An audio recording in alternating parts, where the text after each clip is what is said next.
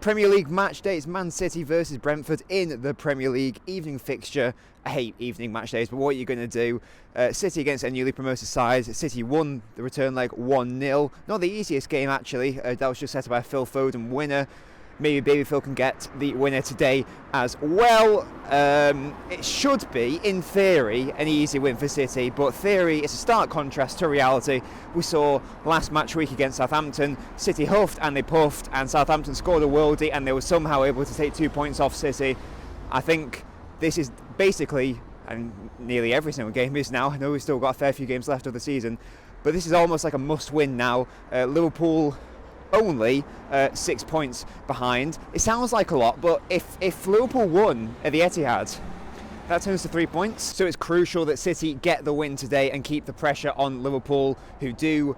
They're actually more than 6 points behind. They do have that game in hand, but I'm just going to assume that Liverpool will win that, so they do need to keep the pressure on Liverpool, try to snuff out their potential title challenge as soon as possible.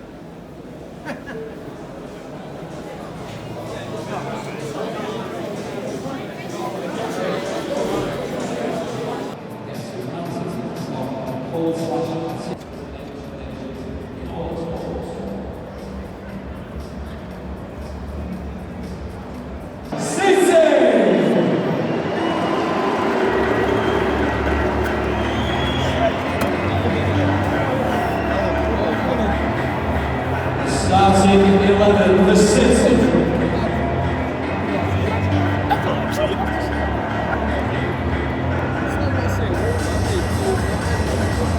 In goal, number 31,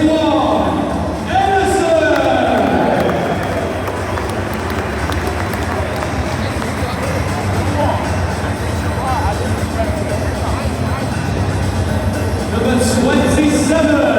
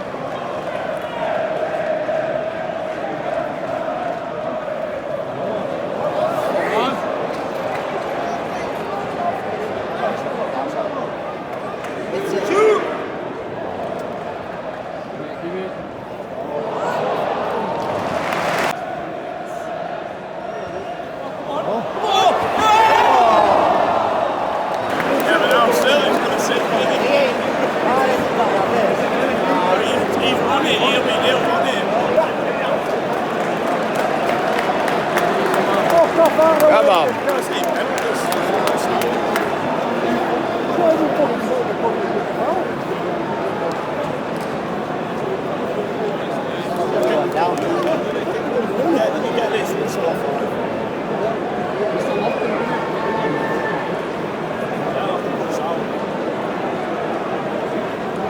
Come on. Come on, Riyadh. Come on, Riyadh. Come on. Come on, Riyadh. Come on.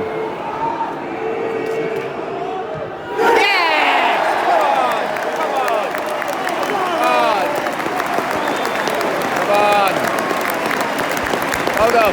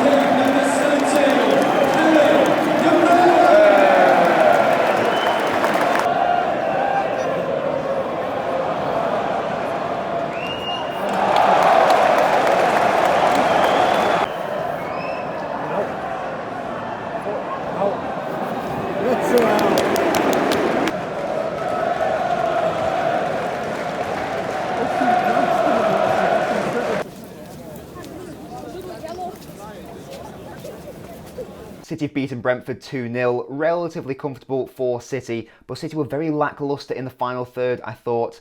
Phil Foden, as good a player he is, he looked a bit lost today in that central striker role. It wasn't a false nine, by the way. He is playing as a central striker more often than not. That isn't his position at all. He played it okay, but he looked a bit lost today. Bernardo Silva was quite quiet. De Bruyne had an excellent game, defensively more than anything else. He just seemed to be everywhere. Obviously got that goal as well from the Sterling rebound save. He had a fantastic game. But I think he just misses out on man of the match. João Cancelo was, once again, I seem to be saying this every single time, I cannot fathom and comprehend how good João Cancelo is being in these past weeks and months. He's just sensational. Once again, he gets the man of the match for me. Great defensively, great offensively. I don't think he got a direct. No, in fact, he didn't get a direct assist or goal contribution today. But there's much more to his game than just direct goals, direct assists. You really need to watch him play for a full 90 minutes to truly appreciate what he does for the side. Fantastic stuff there. Brentford, I was actually a bit disappointed in them. I thought they would be a bit braver. I thought they would try to come out and attack City a bit more. Maybe they would have done that and maybe they would have lost 8-0 and then maybe you'd say it's naive Brentford and maybe this 2-0 is actually a better result and in theory they could have nicked something on the counter-attack. I don't think they ever really genuinely threatened City, but City were there for the taking in a way because there was no Kyle Walker today. He was on the bench, but City played 3 centre-halves today, Stones, Diaz, Laporte. I actually thought it was going to be Laporte left-back, but it wasn't. It was Cancelo left-back and then John Stones at right-back, Diaz and Laporte in the middle.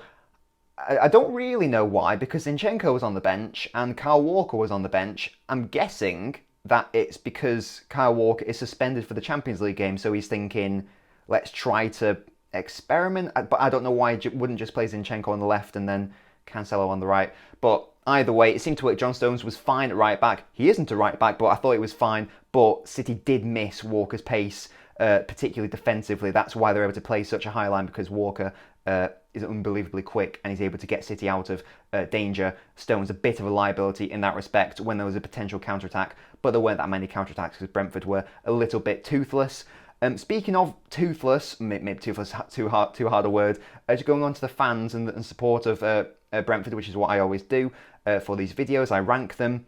They brought an amazing number of fans, I thought. They filled out basically the entire top row, which most away fans don't do at the Etihad, so very impressive there, particularly considering it's a night match on a weekday, middle of the week, Wednesday evening, and also it's Brentford, and that's a double-pronged one, the fact that it's down south, and Brentford obviously don't have the fan base of someone like an Arsenal or a Chelsea, so the fact they're able to fill it out is I was really impressed by that. But I was a little bit disappointed with in terms of the singing of the fans. I thought they were quite quiet throughout, and only a few times I really heard them. I don't know, I'd rate them out of 10, maybe let's say 5 out of 10, something like that. Very impressive numbers, but less impressive in terms of the noise. But that's been the video, guys. City keep the pressure on Liverpool. Crucial 3 points. It's important that City get those wins when they aren't necessarily playing the best. But that's the sign of the classic sign of a champion. It's that old trope, isn't it? Champions win when they are playing poorly. City weren't even that poor today, but compared to their usual standards, they were in maybe second gear for this match. Sterling winning that penalty early on was crucial. The first goal against low block teams is always the most important. And then Sterling was also involved in the second goal. His rebound being scored by Kevin De Bruyne, who, as I said before, excellent game, was all over the pitch. But the man of the match was João Cancelo. If you enjoyed this video and you enjoy football videos, matchday vlogs, in-depth football analysis, that sort of thing, this is the channel for you. Don't know what that was. Make sure to leave a like on the video, subscribe to the channel. Socials are all in the description, including Discord, Twitter, Instagram, and of course, the live streams over on Twitch. I'll see you next time.